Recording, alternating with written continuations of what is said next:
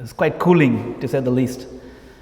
But so much warmth in this community, this family even, I would say.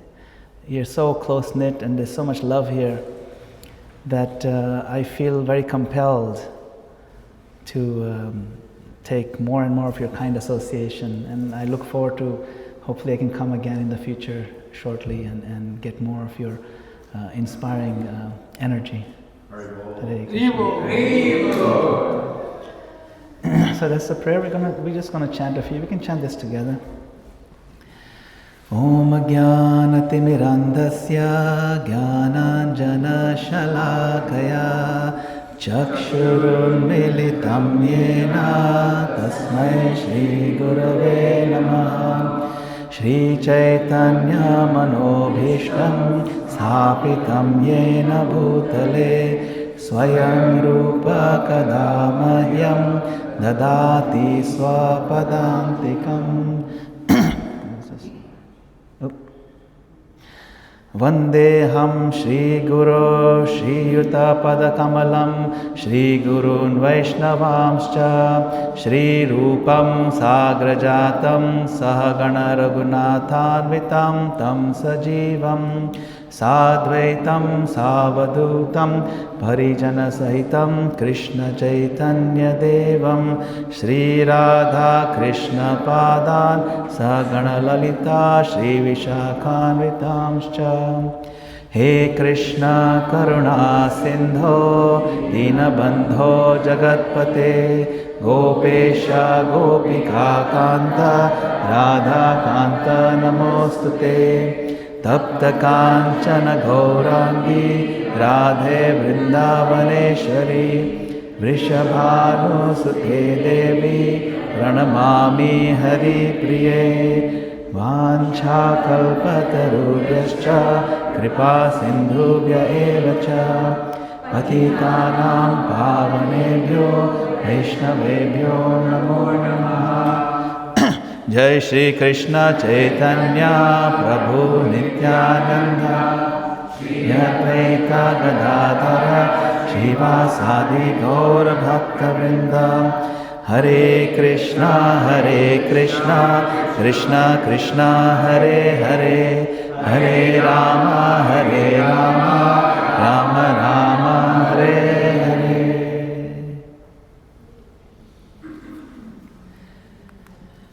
Om Namo Bhagavate Vasudevaya. Om Namo Bhagavate Vasudevaya. Om Namo Bhagavate Vasudevaya. Om Namo Bhagavate Vasudevaya. Om Namo Bhagavate Vasudevaya. Om Namo Bhagavate Vasudevaya. So today's topic is this idea of spiritual progress. 5 key items. 5 key items for spiritual progress. But before we even talk about the 5 key items, what is spiritual progress? Okay, what is progress? Any kids know what is progress? Akshara, you know what is progress? What does the word progress mean to you? So basically, if you're bad at something, and you try to make it better, it's steps of getting better. Getting better. Yes, exactly. That's exactly right. Steps at getting better. We want to be progressive. We start at one level and then we want to move to another level. That's just progress in general. But what is this idea of spiritual progress? What does the word spiritual mean to you? In a general sense, suppose somebody would ask you in English, how would you define spiritual? Say you just talk to a regular Canadian off the street and they ask you, you guys use the word spiritual. What does the word spiritual mean? Anyone? Yes, please. Related to the soul. Related to the soul, okay, that's a good one. Higher spirit. What's that? Alignment with the higher spirit. Alignment with the higher spirit. Yes, anyone else? These are all great answers. The word spiritual, what does it mean to you? Or how would you define it to somebody? Anyone over there? Annie? Feeling connected to the divine. Feeling connected to the divine. Yes, yes. Anyone else, Mataji? Yeah, that's it. Transcendental, to transcend something. These are all correct answers. Feeling connected to divine, higher spirit, living on the platform of the soul. Spiritual progress means something more. The word transcendental is key. Something more that takes us above just a regular, mundane, say, selfish or materialistic life. Spiritual. The whole movement, not a movement, the whole line of thought or philosophy called, I'm spiritual, I'm not religious, but I'm spiritual. And that's fine. There's a reason why some people are not so much into the organized religion part of things, but they're into the spiritual aspect of it. And that's what we are going for too. We meaning if there's something that turns us off about organized religion, you won't find that here in ISKCON. Because here the essence is spirituality. Also, we're not that organized. That's another problem. Well, we want to get a little more organized, but the essence is we want to deliver spirituality, spiritual message, something that touches the soul, something that touches the heart. Okay? So I'm talking about 5 key items. So these 5 items, they form a strong foundation for the Vaishnava, the devotees' spiritual progress. And they're interconnected, and they're vital for cultivating pure devotional service, a pure spiritual life, pure bhakti. First one is called sadhana. Sadhana. Sadhana refers to spiritual practice. Remember, this is spirituality, it's not just a religion. You have to do something. It's a practice. It's not just about belief. In some traditions, it's just about what you believe. If you believe, then you're good. Then you're done. You don't need to do anything else. You just believe. No. In spirituality, it's not just belief. In fact, you'll find in Prabhupada's books, this word belief is hardly even there. How many times have you heard, you should believe? No. You won't see that much, isn't it? Have you noticed? We don't believe. And sometimes people ask you, what do you believe? And belief has nothing to do with it. It's like saying, I believe the sun is in the sky. It's a fact. You don't have to believe it. You just look up, it's there. You accept it. You understand it as the truth. Truth is always true. You may believe it, you may not believe it. That's different. And belief is always belief. It may be true, it may not be true. So we don't particularly care about this concept of belief. Our spirituality is based on acceptance of the truth and then practicing certain things that will make us realize the truth. Realize who we are. That's why it's called the science of self-realization. Exactly. We realize it, we understand it, we recognize it. That's what realization means. It finally makes sense, it clicks. And now my life is going to transform, my behavior is going to transform, what I do is going to change, what I say is going to change, how I say things, how I do things, everything changes because there's a transformation. It's not just belief. Everything changes when you make spiritual progress. And spiritual progress starts with practice. There's something to practice. Sadhana. What are some of the practices that we do in Hare Krishna movement? Chanting.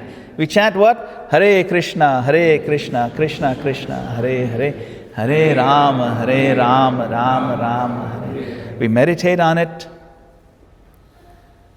We say it out loud. We sing it alone.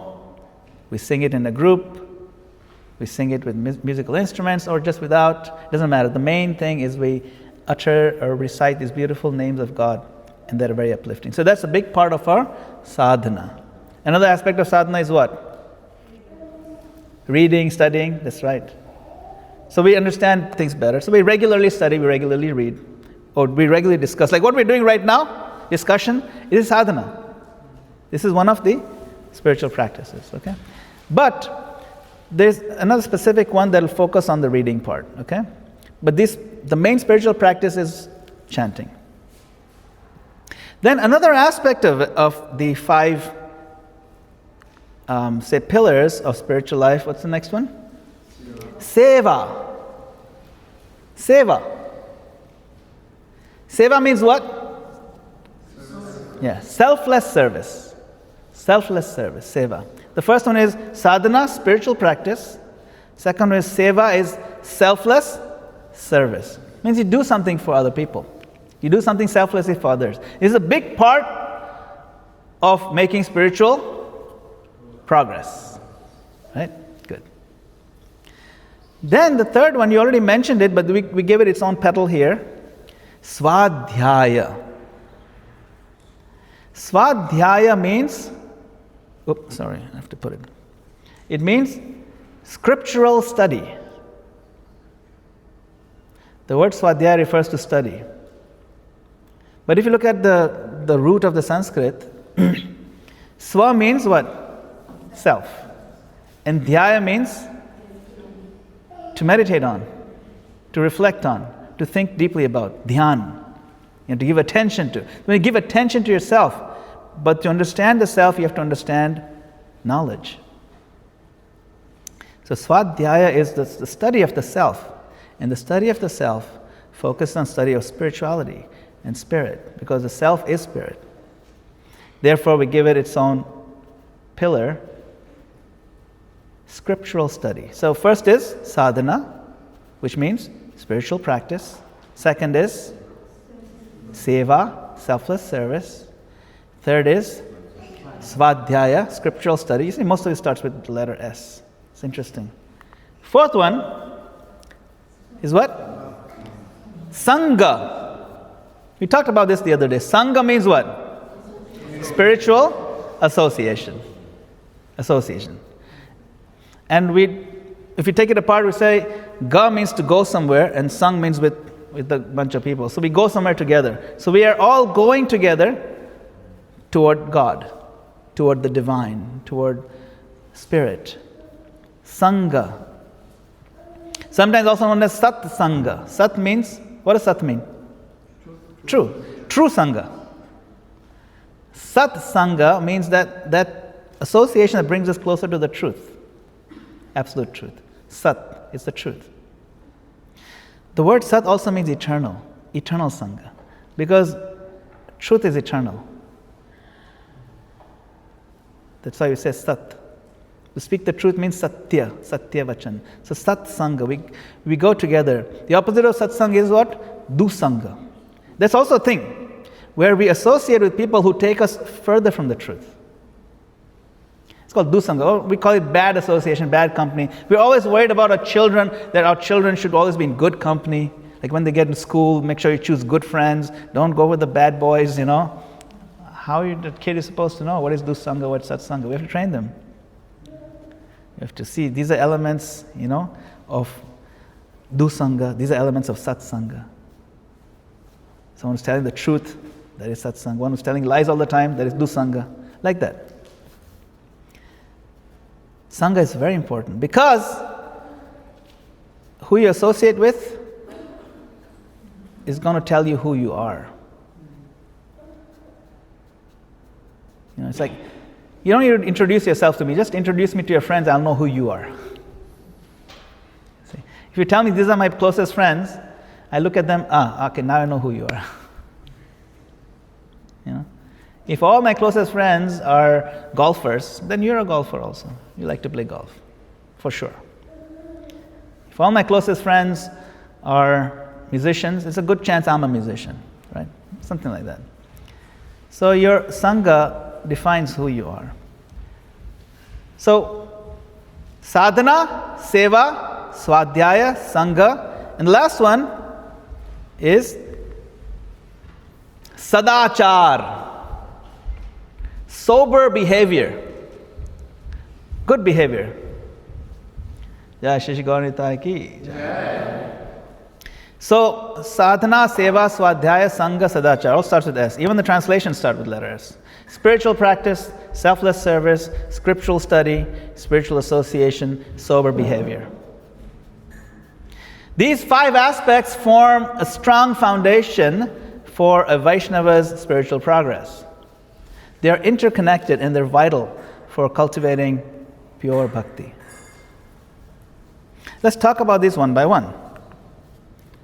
Sadhana. It refers to the disciplined practice of devotional activities that purify the heart and establish a connection with Krishna.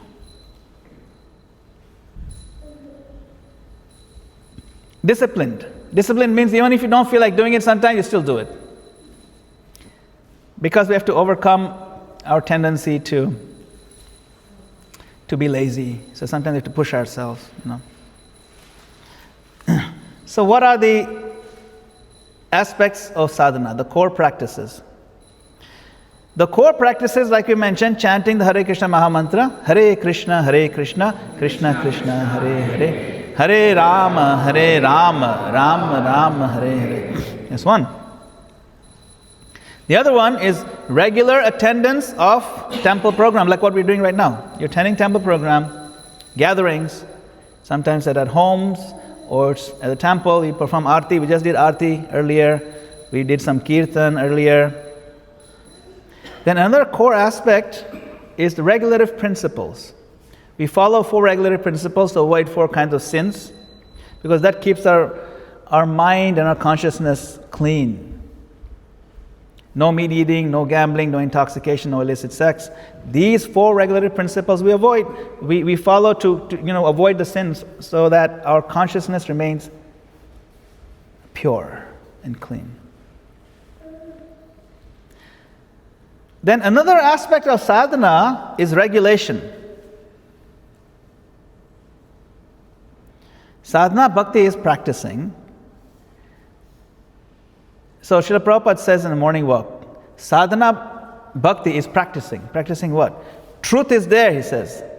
But how to be intimately connected with the truth, that is sadhana. In the Bhagavad Gita, Krishna says, he who is temperate, meaning moderate, in the habits of eating, sleeping, working, and recreation, can mitigate all pains by practicing the yoga system. So that's called regulation. He says temperate means not too much and not too little. Eating. You don't eat too much, don't eat too little. Both give problems. Sleeping, same thing. You don't sleep so little that you can't function in the day. You don't sleep so much that you become groggy. Sometimes when you sleep too much, you feel more tired in the day, if you notice. But if you sleep too little, also you feel tired. How's that? Amazing, right?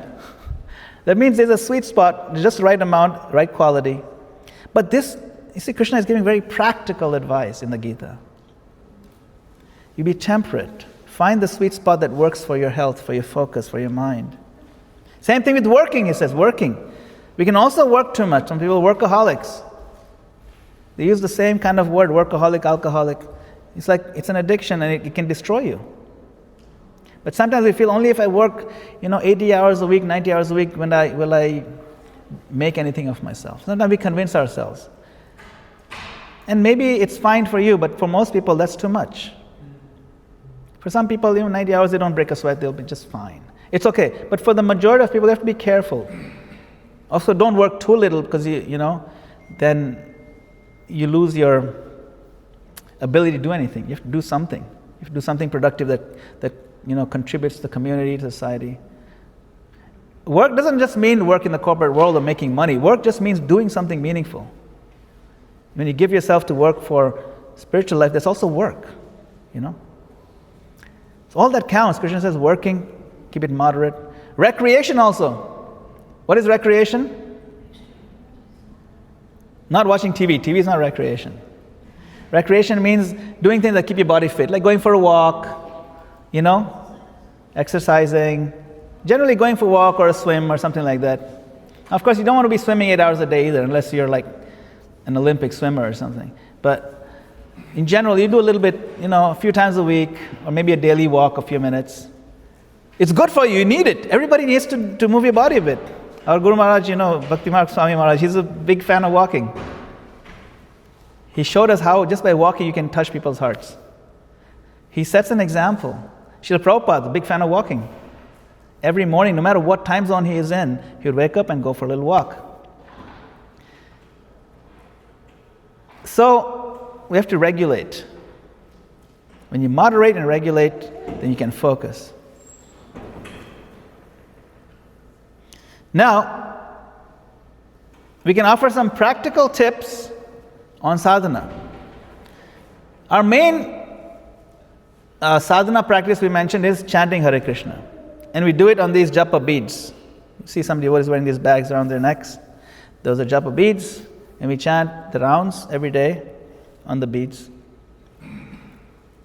And later on, like Prabhu mentioned, we'll be doing part 2 of the japa workshop to help us improve our japa practice. So the practical tip that we've been given is set a fixed routine.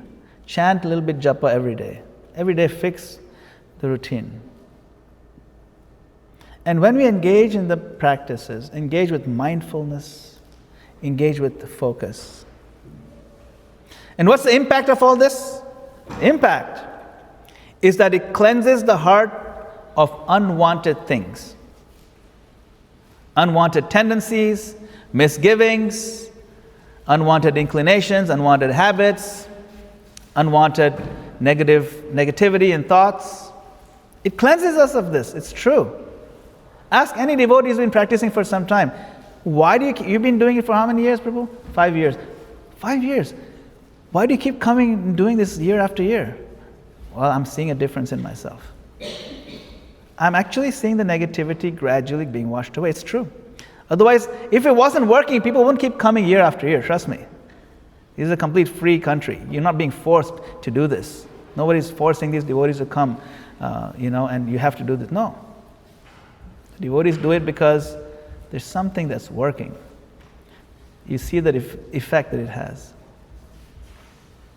That's the impact.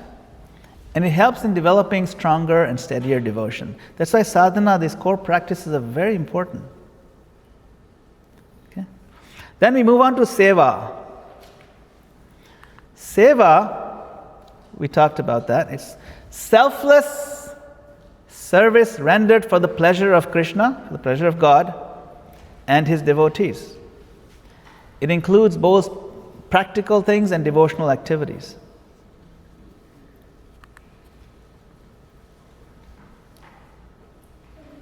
What's the goal of seva?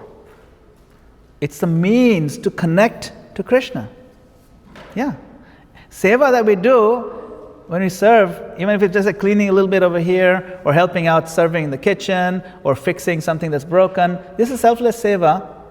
It's not disconnected from Krishna. It's a means to connect with Krishna. When you do something for somebody, even if they're not there, but they come and they see, you're thinking of them when you're doing it.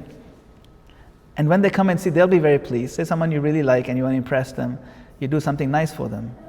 That's what seva means. Prabhupada taught that seva is not just a physical activity, but it is a spiritual act of devotion that brings us closer to Krishna.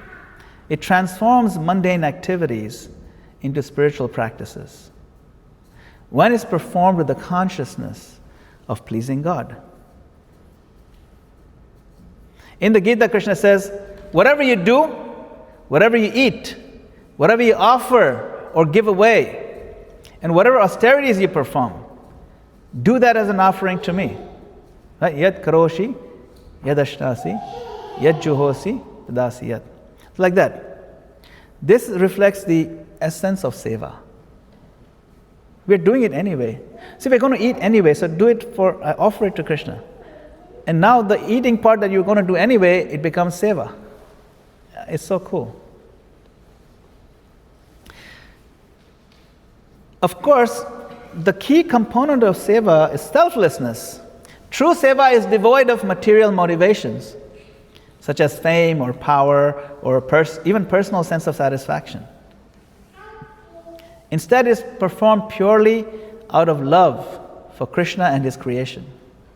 Like a mother, when the mother serves the child, there's nothing but pure love and affection. In this world, there's nothing more pure than mother's love, isn't it? So we have to tap into that same level of selfless purity when we're serving God. Because we all have that.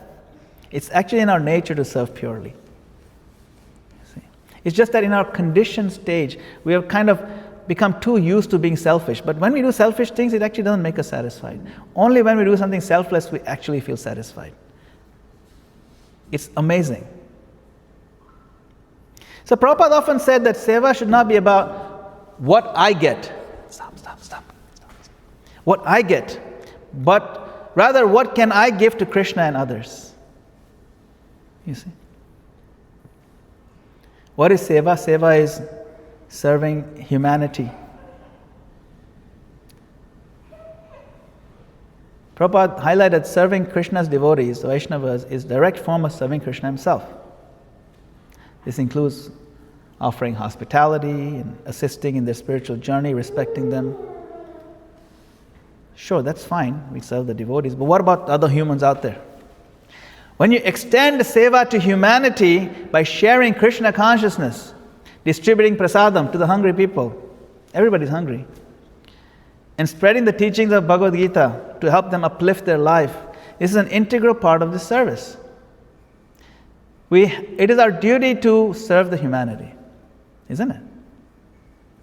Prabhupada was quite comfortable in Vrindavan, but he left that comfortable space to come to an unknown, uncharted land for him and uncertain and uncomfortable space. America, very cold. It never gets this cold in Vrindavan. At an age of 70 years old. But that is because he wanted to extend welfare to humanity. Have you heard this saying, Manav Seva is Madhav Seva? Have you anybody heard that? Yes. Is it true? What does it mean, Manav Seva is Madhav Seva? It means serving humanity is the same as serving God. Is that true? It's a yes or no answer, no partial. Yes. Yes. So I'm hearing no, I'm hearing yes. Some people are not convinced. So from one angle it is no, from one angle it's yes. If it depends on what you mean, actually Manav Seva is Madhav Seva. It's true. Answer is yes. The problem is a lot of people don't know what is Manav Seva. That's the problem. They think, okay, you go under the bridge in Howrah, in Calcutta, and you look at the poor people, the poor man there, and you ask him, okay, what do you want? What can I help you with? Poor homeless guy looks at me. I want to smoke Ganesh Bidi. Okay, I'll buy you Ganesh Bidi, come. That is Manav Seva. That is not Manav Seva.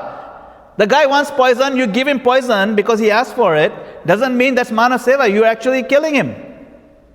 But you think you did something good because you gave him what he asked for, isn't it? That is not Manav Seva. That is not Madhav Seva. Manav Seva is to give something that actually helps somebody. Isn't it? That is selflessness. To do something for someone that will help them out. Help somebody out of their addiction. Don't feed their addiction by giving them the drugs. That is real help. What is everybody thirsting for? Actually, there is only shortage of one thing in this world. That is Krishna consciousness. Everything else gets resolved. When Prabhupada gave Krishna consciousness to the hippies and the drug addicts, they were uplifted not only from their habits, but they were uplifted from all negativity. And they spread this movement all over the world. You can see that is Manav Seva. So it is true, but you have to know what is Manav Seva. You understand?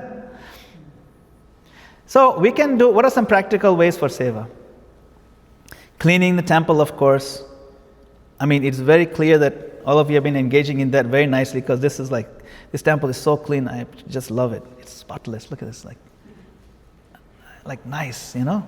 I have to really congratulate you for maintaining so much cleanliness. Cooking for the deities. Cooking for the devotees, of course. Participating in kirtan. Just standing here and dancing and clapping, that is seva. Yes. Because you're doing seva for the Lord. Making the garlands for the Lord. Just so many things in devotional community. That when we have a big festival in Rath Yatra, you should all come forward and bring all their friends to do seva, because there's so many things to do. And it is so fun. You know, doing dishes at home is so boring. Doing dishes here is so fun. I'm not even kidding. It's true. You get together, you're talking with devotees, you don't even know when you finish washing all the pots, and you get to learn about each other, you become stronger friends, and it's so sweet. You can't compare these two things. You think it's going to be boring doing dishes here? No way. It's not like, cleaning the floor here is not the same as cleaning in our house. Of course, cleaning house is also good. You should clean your house. But the fun that you get here is incomparable. And we do it selflessly. So different ways you can distribute books. That's one of the best ways of Manav Seva. Community care. Of course, feeding the hungry, caring for the sick. If there's some sick devotees, you care for them, or sick people even. Teaching others about spiritual practices.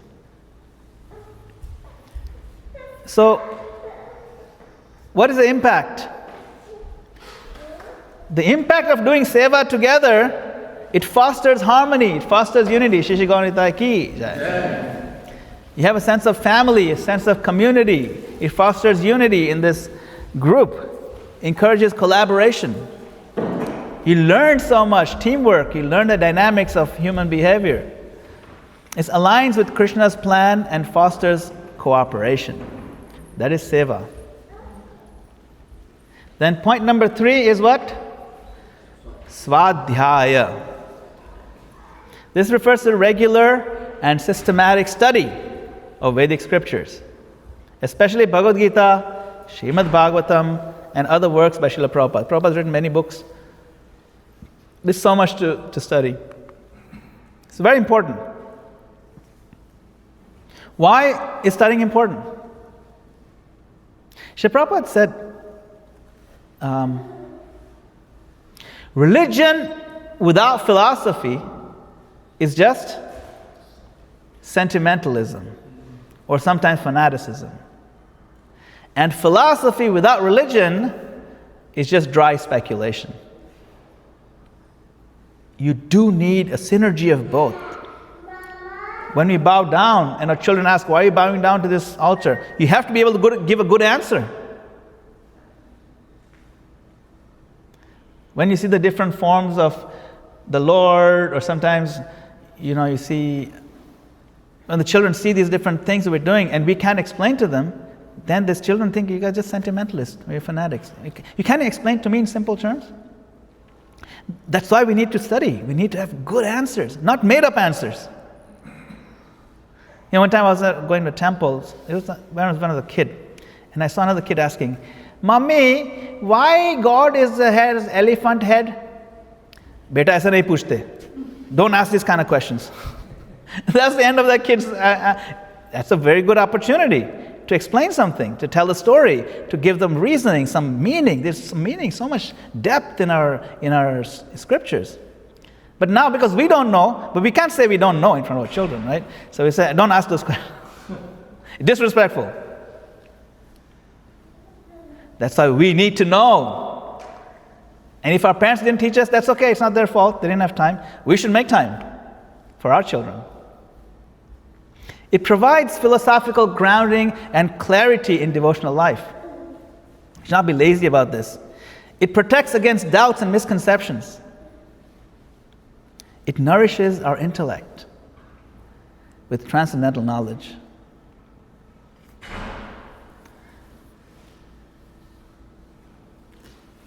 How do we do that? Bhagavad Gita says, learn the truth by approaching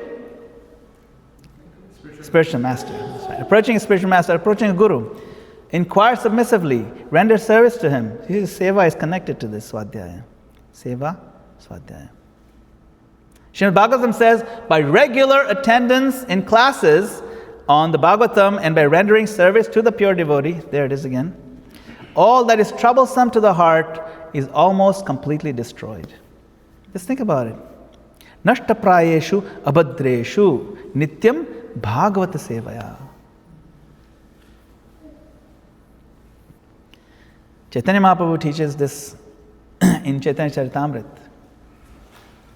He says, Siddhanta boliya chitte nakaro alasha iha hoite Krishne lage shudhreda manasha. Siddhanta boliya chitte nakaro alasha.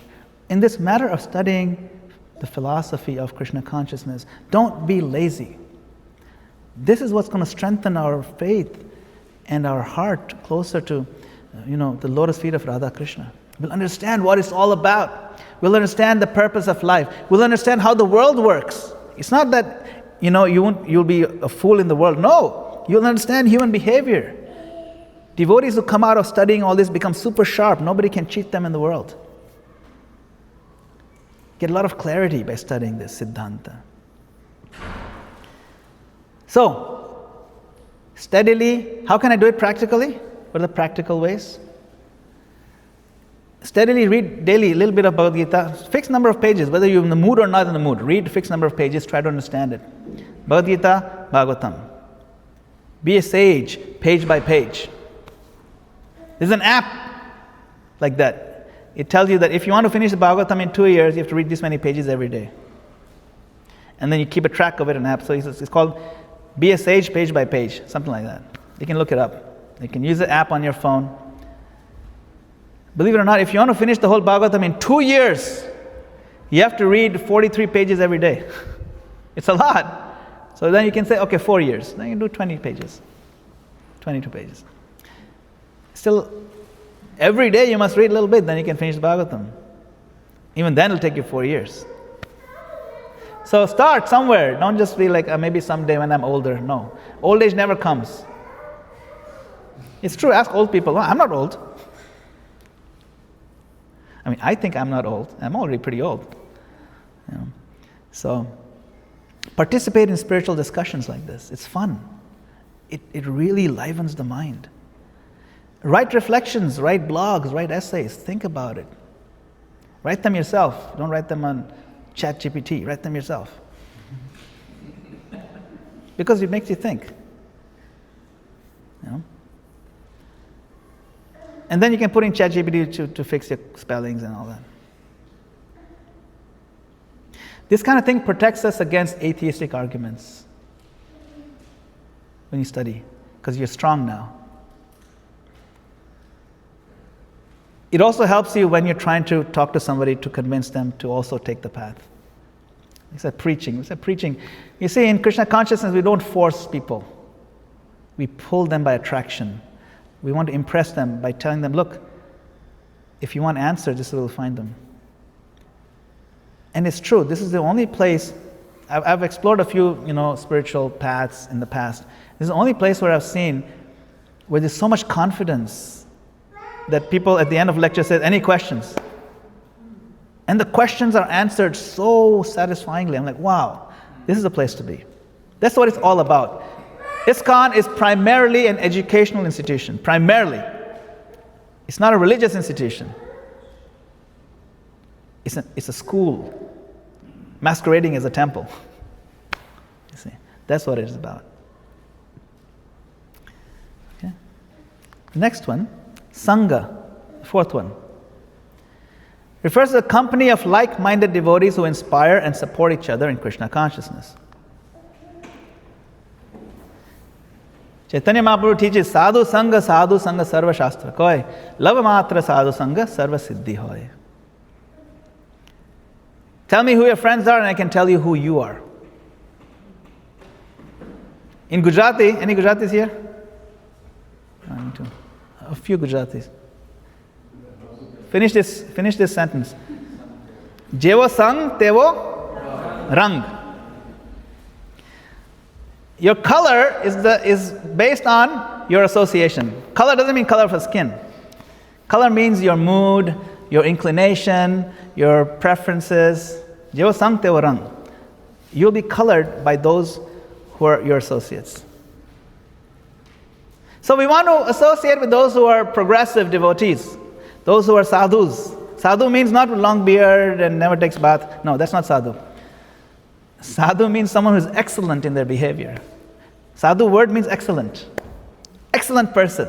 Someone who is very well behaved, very kind, very knowledgeable, knows what they're doing, they do the right thing, they really avoid the wrong thing. I want to hang out with that person. I want to be like that person.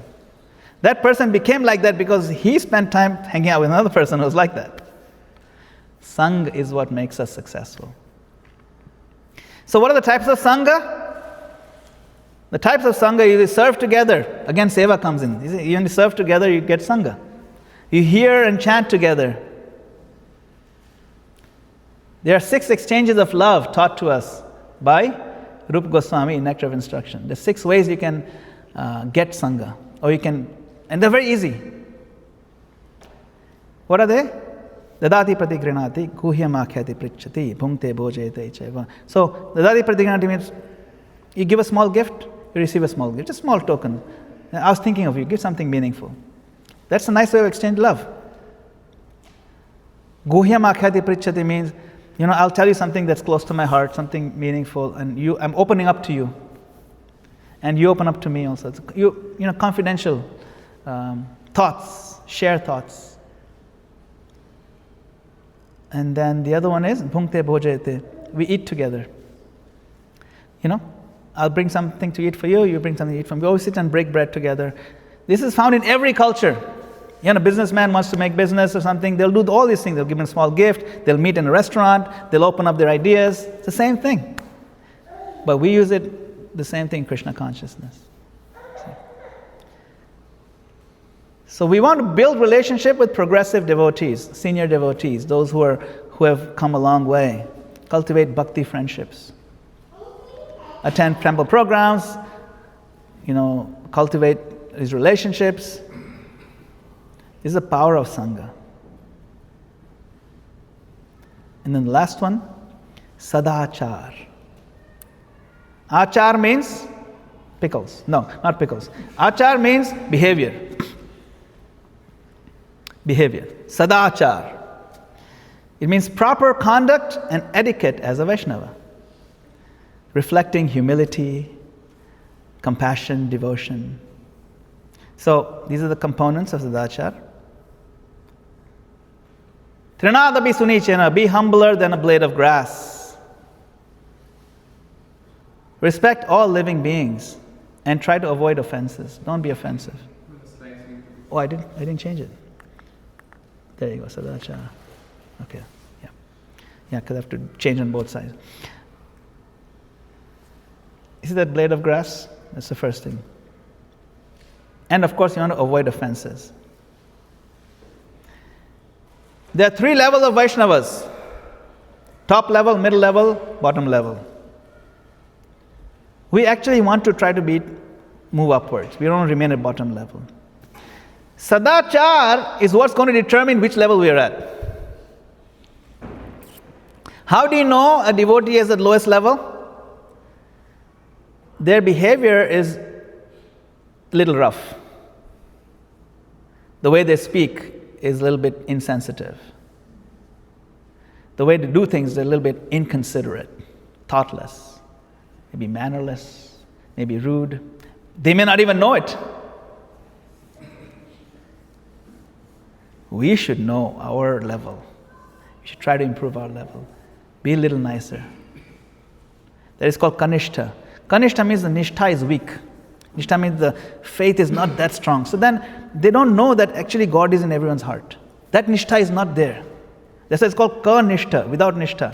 Without understanding that God is in everyone's heart. If God is in your heart, I should treat you nicely. But because I haven't really realized that, so I treat people a little bit, differently. Not so good. That defines my level. But if I become perfect in my behavior, very friendly, very understanding, tolerant, protective, non-judgmental. Then I rise to madhyama level. It's the next level. And if I become impeccable, flawless, completely compassionate, then that takes me to uttama. So we want to move upwards that way. Right? So what are the practical guidelines for our sadachar? Speak and act respectfully with devotees. Resolve conflicts peacefully, putting Krishna in the center. Follow the principles of cleanliness, truthfulness, punctuality, all these things. You respect, it shows respect when you come on time. And what's the impact of it? It creates a harmonious community where Krishna's mercy flows freely. Imagine you become part of a community where everybody's sadachar is top notch, top class. How nice it will be. We want our children to be there. We want to be there. We want to go where we are appreciated genuinely. We want to go where we can get an opportunity to also show our sadachar or get better. It's very important. And this sadachar makes sangha very nice. You see, it's all connected. You do sangha. How do you do sangha? By doing seva together.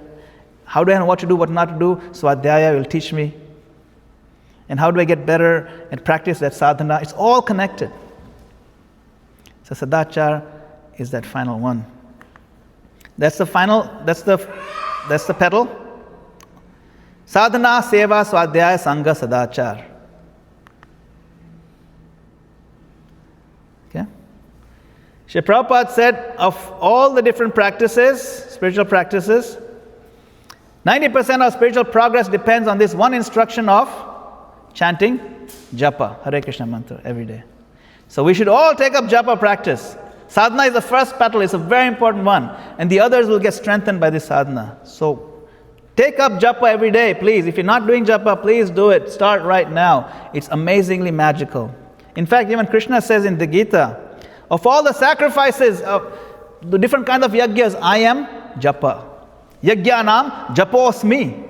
Japa. Now you talk about kirtan, it says japa. Did you know that? Yagyanam japosmi. Stavaranam Himalaya. Just like Himalaya is immovable, I am Himalaya. Same way among the yagyas, I am japa. Yes. Japosmi. Bhagavad Gita 10:25. Look it up if you don't believe me. Of course, we'll talk about the 4 gates during the japa workshop, so I'm going to skip that. 4 gates of successful japa. But I'm just going to skip those, okay? This way you get incentive to stay for the japa workshop. Prabhupada says, if you simply follow these principles, success is guaranteed. So we want to encourage all the devotees here to take at least one practical step in each area this week. Let's see if you remember them all. First one, sadhana, seva, swadhyay, sangha, sadachar. Very good. You have to pronounce it properly. Sadachar. Not sadachar. Sadachar means rotten behavior. Or rotten pickle. Sada achar. Okay. Sadachar. Just a joke. Okay. Thank you very much for your kind attention and your valuable time. Hare Krishna. Hare. You have time? Yes, ma'am. Okay, anyone have any comments or questions?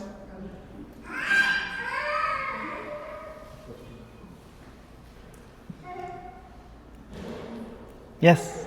You mentioned about Swadhyaya. Sadhana is you will take care of our next part to Japa retreat. But Swadhyaya, there's so many new people here. Yes. Would you like to recommend any books that beautiful table on the back end, pretty much all the books. Anyone who is starting new, any books you would like to recommend for Swadhyaya? Okay, it's a good question. The question is there a set of books that you recommend for those who are just starting the Swadhyaya project, starting to read? So all those books are very good. Definitely you should have Bhagavad Gita as it is in your house. Now they can be a little compelling, or not compelling, it can be a little difficult to read Bhagavad Gita on your own. You see Bhagavad Gita as it is, so they leave it on the shelf as it is. Not like that. Bhagavad Gita, it's good. Try to read Bhagavad Gita. But there are certain smaller books written by Srila Prabhupada that are much skinnier. It's easier. Skinny books are easy to read. It's the same material, but when it's small, it's less intimidating. When it's so big and fat, it's like, where am I going to finish this thing? So start with some of the smaller ones. I can certainly recommend Science of Self-Realization is a very nice book. It has a lot of the basic essential points of the Bhagavad Gita. Chant and Be Happy, very good one. There's another one called The Higher Taste. It's one of my favorite because it's mostly recipes. How to make ice cream at home and stuff like that. Of course, you have to regulate. You should not eat too much, too little. I focus on not eating too little. That's important for me. I should not eat too little. But so those are nice books to start with. There's another one, Srimad Bhagavatam, the first volume. It's also there. I see it on the table. Very nice book. In fact, we started the first verse yesterday in the class, 111. Do we put that class up on our? We don't put that up, right, on our YouTube or anything. But is it permanently there? Yes, on Facebook. On the Facebook, it stays there, right? So maybe we can urge people. Everyone, please go to our Facebook page. Facebook's Halifax ISKCON Halifax Facebook. Definitely subscribe to it, like it, so then it shows up all the latest. So then when there's classes like that, you can go back and watch them. Sometimes classes are much easier to follow than opening. Like if you open the first verse of Bhagavatam, it's very intimidating.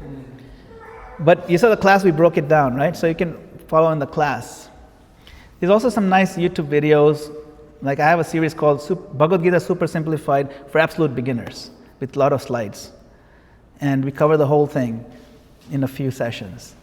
So those kind of videos are nice as a companion to help you through your Bhagavad Gita study. But definitely those are the first few books: Science of Self-Realization, Path of Perfection, Higher Taste, and then Bhagavad Gita you should read daily as a routine, Even if you don't understand, just read it. Eventually you'll understand it. It's not that hard. Just simple English. And I think, do we have other languages? Books? Like Gita. We have the language, right? Gujarati, Hindi. So I think, okay, so if you're more comfortable in some of the languages, you can see what we have.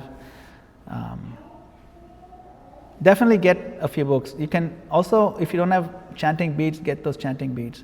So you can chant a little bit every day, read a little bit every day. So your sadhana sadhyaya is getting taken care of. And then seva sangha, that happens here. But Sangha can also happen online. You find the ISKCON devotees online who are doing programs, you can do that. And Sadachar happens everywhere. So I can suggest that. Also, whenever somebody asks me personally, which book should I start with, I always say, first book you should read is Srila Prabhupada Lilamrita. Not enough devotees know about Prabhupada's details. When you read Prabhupada Lilamrita, you'll understand who is this personality who wrote these purports of this book. Why is it so clear? Why is it so magical? When you read his biography, it's very beautifully written. We have Prabhupada one volume or those kind of books. We have Lilamrita, right? We have.